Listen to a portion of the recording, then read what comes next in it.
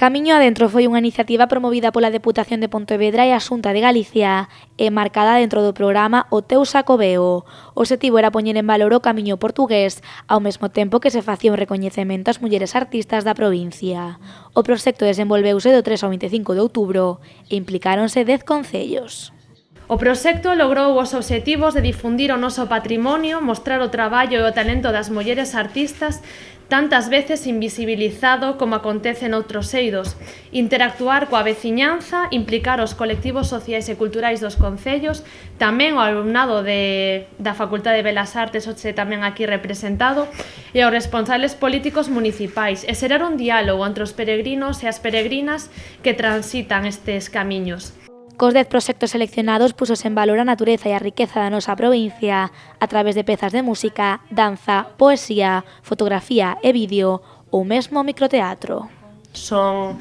artistas mulleres, tamén queríamos facer un guiño feminista, poñer en valor as nosas creadoras e a través da arte, da danza, da música, da pintura tamén, poñer en valor todo o patrimonio que ten o noso camiño, non somente no noso territorio, senón tamén a través do intercambio cultural. O proxecto Camiño Adentro foi clausurado esta mesma mañá coa presentación dun catálogo e dun vídeo resumo. Que haxa un material deste tipo, que haxa un vídeo, un audiovisual que de alguma maneira permite documentar o que se fixo ao longo destas 10 intervencións é moi de agradecer, porque ao final, como digo, moitos proxectos son efímeros, nacen con esa idea de